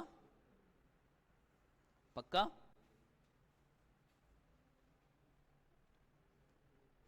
ओके, अब लास्ट हेडिंग डालो तुम लोग। लास्ट नहीं, सेकंड लास्ट है बेसिकली। लास्ट हेडिंग ही तुम्हारा सबसे बड़ा है। मुझे अचानक से याद आया, मुझे ये बताओ, क्या मुझे तुम लोगों को combination reaction, decomposition reaction, displacement reaction और डिस्प्रपोर्शनेशन रिएक्शन ये बताने की ज़रूरत है? ये मतलब बता, ये वो टॉपिक्स है जो तुम लोगों ने कभी कोविड में पढ़ा होगा। ठीक है, मैं कच्चा कच्चा बता देता हूँ यार होता क्या है। इसकी पीपीटी तो मिलेगी यार, तुम्हें नहीं मिलेगी ना? हाँ, तुम्हें तो ये डायलॉग देना चाहिए कि सबको नहीं मिलेगी लक्ष्मण। चलो इधर देखो, टाइप्स ऑफ रिडॉक्स रिएक्शन। तो देखो यार, मैं बहुत शॉर्ट में लिख रहा हूं। कॉम्बिनेशन रिएक्शन का मतलब क्या होगा? दो रिएक्टेंट कंबाइन करके सिंगल प्रोडक्ट दे रहा है, direct. Example H2 plus O2 gives 2H2, ऐसे बैलेंस कर दिया मैंने। ठीक है, दूसरा क्या है? दूसरा है decomposition reaction. Decomposition redox reaction का मतलब, सबके लास्ट में रिडॉक्स रिएक्शन है, ध्यान रखना। मतलब कि एक एलिमेंट, एक कंपोनेंट टूट के दो या दो से ज्यादा प्रोडक्ट में जुड़ रहा है। फॉर एग्जांपल जैसे मान लो KClO3 है, ये तुम्हारा एक मिनट रुको, ये होगा, हाँ, KCl प्लस ऑफ O2। ठीक है, तुमसे ना कभी कोई क्वेश्चन पूछ सकता है कि क्या ये वाली रिएक्शन CaCO3, क्या ये रिडॉक्स रिएक्शन होगा या नहीं होगा? ये ध्यान रखना, ये रिडॉक्स रिएक्शन नहीं है, डिकम्पोजिशन रिएक्शन है, लेकिन रिडॉक्स रिएक्शन नहीं है। ये यहां पे लिख दे रहा हूं, is not a redox reaction. Decomposition है, रिडॉक्स नहीं होगा। अब सवाल ये उठता है कि रिडॉक्स क्यों नहीं है? इसमें देखो, कैल्शियम का ऑक्सीडेशन नंबर कितना आएगा? +2। इधर भी कितना आएगा? +2। ऑक्सीजन का जब तुम लोग निकालोगे, इधर भी ऑक्सीजन -2, इधर भी -2, और यहां भी निकाल के देख लेना। ठीक है, लाइक इधर एक ऑक्सीजन का -2, तो दो ऑक्सीजन का कितना हो गया? दो ऑक्सीजन का -4, और इधर तुम्हारा इस कार्बन का +4। सिमिलरली अगर ये +6 होगा तो ये कितना हो गया? +4। तुम अगर ध्यान से देखो तो ऑक्सीजन का यहां भी -2 है, यहां भी -2 है, यहां भी -2 है। यानी कि ना तो कैल्शियम का ऑक्सीडेशन नंबर चेंज हो रहा है, ना कार्बन का, ना ऑक्सीजन का। तो डिकम्पोजिशन रिएक्शन तो है, लेकिन इसको हम लोग रिडॉक्स रिएक्शन नहीं बोलेंगे, क्योंकि रिडॉक्स रिएक्शन का मतलब ये होता है कि किसी एक का ही सही एटलीस्ट उसका चेंज जरूर है। फॉर एग्जाम्पल यहाँ पे ऑक्सीजन -2 है, यहाँ पे ऑक्सीजन कितना है? 0। चेंज हो रहा है ना, यानी कि ये तुम्हारा रिडॉक्स रिएक्शन कहलाएगा, ये वाला रिडॉक्स रिएक्शन नहीं होगा। ठीक है, तीसरा जो एग्जाम्पल है, थर्ड, ये है डिस्प्लेसमेंट रिएक्शन। इसका सिंपल सा एग्जाम्पल है, तुम लोगों ने मे बी इलेक्ट्रोकेमिस्ट्री में पढ़ा होगा कि Zn plus CuSO4 gives ZnSO4 plus of Cu। ठीक है, और एक लास्ट है, ये मे भी शायद तुम लोगों ने ऑर्गेनिक में माइट भी पॉसिबल पढ़ा हो, डिस्प्रोपोर्शनेशन। कौन सी रिएक्शन होती है ऑर्गेनिक में? पढ़ा है? कैनिजारो रिएक्शन पढ़ा है? कैनिजारो रिएक्शन तुम्हारा डिस्प्रोपोर्शनेशन होता है। डिस्प्रोपोर्शनेशन का मतलब एक क्या, हाँ कॉपर का भी है, ठीक है, कि एक ही एलिमेंट का ऑक्सीडेशन भी हो जाए और एक ही एलिमेंट का रिडक्शन भी हो जाए। फॉर एग्जाम्पल अगर इसमें अगर देखोगे तो ये -1, ये -2 और ये 0। लेट अस से कॉपर +1, ये कन्वर्ट हो रहा है copper 0 plus of copper di positive. मतलब तुम देख सकते हो एक ही एलिमेंट के 3 ऑक्सीडेशन नंबर पॉसिबल हो रहे हैं। एक में उसका ऑक्सीडेशन नंबर बढ़ रहा है और एक में उसका ऑक्सीडेशन नंबर घट रहा है, तो वो तुम्हारा डिस्प्रोपोर्शनेशन रिएक्शन कहलाएगा। ये समझ में है? ये वैसे पढ़ाने का नहीं था यार, मेन तुम्हारा जो है वो बैलेंसिंग वाला पार्ट है।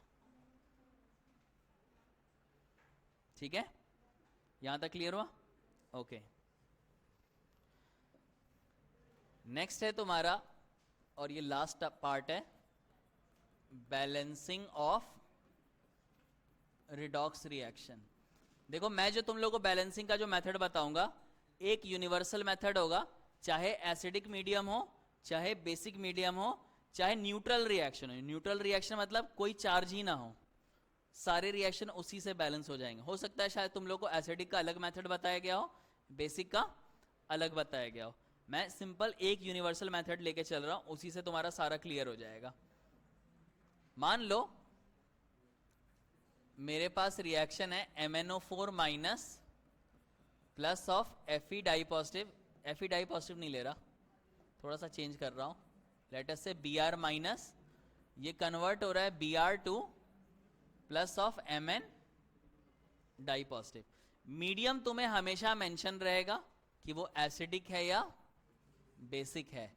बाय चांस तुम्हें अगर मीडियम नहीं दे रखा हो तो तुम्हें बाय डिफॉल्ट एसिडिक लेना है, अगर उसने नहीं मेंशन किया हो, बट वरना वो हमेशा मेंशन करेगा ही करेगा।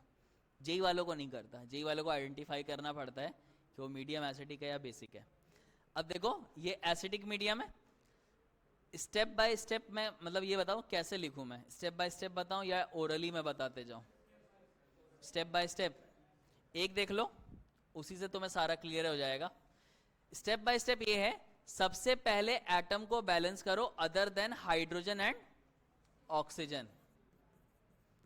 Balance all atoms except hydrogen and oxygen. क्या हो जाएगा ये? MnO4 minus plus of 2Br minus gives Br2 plus of Mn di positive. ये सबसे पहला और बहुत ही इंपॉर्टेंट स्टेप है ये। अब इसके बाद सेकंड स्टेप क्या होगा? Identify change in oxidation number. Oxidation number में जो भी चेंज हो रहा है उसको आइडेंटिफाई करो। इसका क्या मतलब है? फॉर एग्जाम्पल जैसे मान लो मेरा रिएक्शन है MnO4 minus plus of 2Br minus, ये कन्वर्ट हो रहा है Br2 plus of Mn di positive. अब अगर तुम यहां से यहां देखो तो इसमें तुम्हें +5 का चेंज आएगा। इधर देख लो, ये मैंगनीज कितना है? +7, और इधर मैंगनीज कितना है? 2। तो चेंज कितने से आया? +5 का। यहां पे जब देखोगे, ये बहुत इंपॉर्टेंट है, पहले तो तुम्हारा 1 का चेंज था ना, -1 से 0 हो रहा था, लेकिन अब तुमने 2 मल्टीप्लाई कर दिया है, तो अब जो चेंज है ना वो -2 से 0 का है, यानी कि ओवरऑल चेंज 2 का है। ये मत बोलना कि सर -2 का चेंज है, हम लोग हमेशा मैग्नीट्यूड लेंगे। क्या ये समझ में है? थर्ड स्टेप जो होगा, third step, cross multiply the changes. जो भी चेंजेस आए हैं उसको पूरा क्रॉस मल्टीप्लाई कर दो। तो जब तुम लोग क्रॉस मल्टीप्लाई करोगे तो ये जो 2 है ये मैंगनीज वाले से मल्टीप्लाई होगा, यानी कि ये कुछ ऐसा हो जाएगा 2MnO4 माइनस, और ये तुम्हारा ब्रोमीन क्या हो जाएगा? ये हो जाएगा 10Br minus gives 5Br2 plus of Mn di positive, 2Mn di positive. इसमें कोई डाउट? यहां तक समझ में है? अब चौथा स्टेप उसको मैं लिख नहीं रहा क्योंकि इसमें जरूरत पड़ेगी नहीं। अगर बाय चांस फिर भी कोई एटम गलती से रह गया, बैलेंस मिस हो गया, तो उसको पहले बैलेंस कर देना, उसके बाद ही हाइड्रोजन ऑक्सीजन पे आना। फिलहाल इसमें सब कुछ ऑलरेडी बैलेंस है। और उसके बाद फोर्थ एंड लास्ट रूल तुम्हारा ये है कि ऑक्सीजन को तुम्हें वाटर ऐड करके सिंपली ये करना है। तो balance hydrogen and oxygen using water H plus OH minus. इसका क्या मतलब है वो देखो। पहले तो ये रिएक्शन लिख लो तुम लोग। यहाँ पे मेरा जो रिएक्शन है वो है 2MnO4 minus plus of 10Br minus gives 5Br2 plus of 2Mn di positive. यहां तक है। यहां पे ऑक्सीजन कितने हैं? 8। उधर तो एक भी नहीं है ना, तो मैं यहां पे क्या कर दूंगा, 8 वाटर ऐड कर देना। अब जब 8 वाटर ऐड कर दोगे तो इधर हाइड्रोजन कितना हो गया? 16। और मीडियम क्या है? एसिडिक। तो अपोजिट साइड में 16H प्लस ऐड कर देना। इसी में तुम्हारा पूरा का पूरा रिएक्शन बैलेंस हो जाएगा। ये समझ आए? सवाल ये उठता है इसी मेथड को मैं बेसिक मीडियम में कैसे अप्लाई करूंगा। ठीक है, क्योंकि मैंने क्या बोला अभी थोड़ी देर पहले, यही मेथड लगाना है, कोई दूसरा मेथड लगाना नहीं है। तो क्या नहीं, मैं बताता हूं, सब्र करो। जैसे मान लो तुम्हारा ये है MnO4 minus plus let us से, मैं थोड़ा सा आसान ले ले रहा हूं यार, Fe di positive Fe tri positive plus of MnO2, मान लो ये है, और ये तुम्हारा किस में है? बेसिक है। ठीक है, तो डायरेक्ट बताओ चेंज कितने से आ रहा है? अगर इसको अगर देखा जाए तो MnO4 minus Fe di positive gives Fe tri positive plus of MnO2। इसमें कितने का चेंज है? 1 का। इसमें कितने का चेंज आएगा? देखो ये +7 है और ये +4 है, तो यानी कि 3 का चेंज है। इसके बाद क्या करेंगे? सीधे क्रॉस मल्टीप्लाई। क्रॉस मल्टीप्लाई जब तुम लोग इसको कर दोगे तो ये क्या हो जाएगा?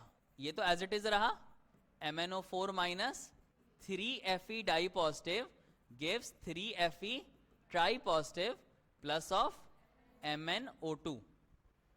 यहां तक सारा समझ में है? ऑक्सीजन और हाइड्रोजन को छोड़ के पहले देख लो कि क्या बाकी सारे एटम बैलेंस है या नहीं। इसमें भी बैलेंस है ऑलरेडी। अब यहां ऑक्सीजन कितना है? 4। वहां कितने हैं? 2 की कमी पड़ रही है ना, तो हम क्या करेंगे, यहां पे 2 वाटर ऐड कर दिया। जब 2 वाटर ऐड करोगे तो हाइड्रोजन कितना हो गया? 4। तो मैंने यहां पे 4H प्लस ऐड कर दिया। लेकिन मीडियम क्या था? बेसिक था ना, तो यहां पे भी 4 OH ऐड कर दो और यहां पे भी 4 OH ऐड कर दो। कोई फर्क तो पड़ेगा नहीं मेरे ख्याल से, कैंसिल ही हो जाएगा ना। अब देखो ये 4H प्लस और ये 4 OH माइनस मिला करके क्या बनाएंगे? 4 वाटर बनाएंगे। 2 वाटर उधर है, वो वाटर इधर आ जाएगा और तुम्हारा फाइनल इक्वेशन क्या होगा? ये हो जाएगा MnO4 minus 3Fe di positive plus of 2 times of H2O gives 3Fe tri positive plus of MnO2 plus of 4 times of OH minus. समझ आया? लास्ट वाला स्टेप, ये देखो, ये देखो, इसको मैं ऐसे लिख सकता हूं 4H2O plus of MnO4 minus plus of 3Fe di positive gives 3Fe tri positive plus of MnO2 plus of 2 times of H2O plus of 4 times of OH minus. अब मुझे एक बात बताओ, ये वाटर और ये वाटर इसको थोड़ा बहुत कैंसिल तो कर सकते हैं ना इस साइड लेके आके, तो मेरा फाइनल आंसर क्या हो जाएगा? फाइनल आंसर हो जाएगा MnO4 minus plus of 3Fe di positive plus of 2H2O gives 3Fe tri positive plus of MnO2। ये वाटर उधर चला गया था तो बचा क्या? बेसिकली मैंने एक स्टेप स्किप कर दिया था। आए समझ में? पक्का? क्या? हाँ, दो मेथड होते हैं, एक ऑक्सीडेशन नंबर मेथड, एक आयन इलेक्ट्रॉन मेथड। मैं हमेशा इसी को फॉलो करता हूँ, पता वो भी है लेकिन वो लेंदी है थोड़ा। क्या? हाँ, न्यूट्रल अगर हो, लेट अस से कोई चार्ज ही ना हो, तो हम लोग किस तरीके से बैलेंस करेंगे वो देखोगे, न्यूट्रल वाला। ओके, मान लो मेरे पास एक रिएक्शन है K2Cr2O7, ये HCl के साथ कंबाइन करके CrCl3 plus of KCl plus of H2O plus of chlorine, ऐसा कुछ बना रहा है।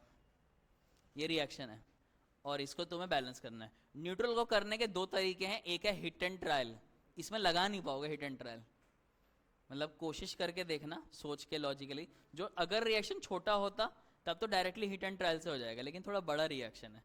जब भी कोई रिएक्शन हो, अगर उस रिएक्शन में H प्लस हो, OH माइनस हो या वाटर हो, उसको इग्नोर कर देना। आई थिंक इसमें वाटर है ना, वाटर को इग्नोर कर दो। तो अगर वाटर को इग्नोर कर दूंगा तो मेरा इक्वेशन हो जाएगा K2Cr2O7 plus of HCl gives CrCl3 plus of KCl plus of Cl2। अब मैंने क्या बोला, जिसका ऑक्सीडेशन और रिडक्शन हो रहा है उसको बैलेंस करना है। तो अगर तुम गौर करो तो इसमें क्रोमियम कितना है, +6, इसमें क्रोमियम कितना है, +3, यानी कि इधर मेरे को 2 करना पड़ेगा। अब अगर तुम लॉजिकल देखो, ठीक है, अगर थोड़ा सा लॉजिकली देखा जाए तो इधर क्लोरीन -1 है, क्लोरीन आई थिंक इसमें भी तो -1 होगा, बोलो है ना, इस वाले में भी आई थिंक -1 ही आएगा। तो इन दोनों में क्लोरीन चेंज ही नहीं हो रहा है। क्लोरीन किस वाले में चेंज हो रहा है, इधर वाले में। कितना? 0। तो इधर क्लोरीन कितने हैं, 2, इधर 2 है और इधर कितने हैं। इसी वजह से मैं यहां पे 2 करूंगा। मैं ऐसे नहीं करूंगा कि सर 6, 7, 8, 9, तो पता चला मैंने यहां पे 9 लगा दिया। 9 नहीं करना है, जिसका ऑक्सीडेशन और जिसका रिडक्शन हो रहा है सिर्फ उसी को बैलेंस करना है। क्या ये स्टेप समझ में आया?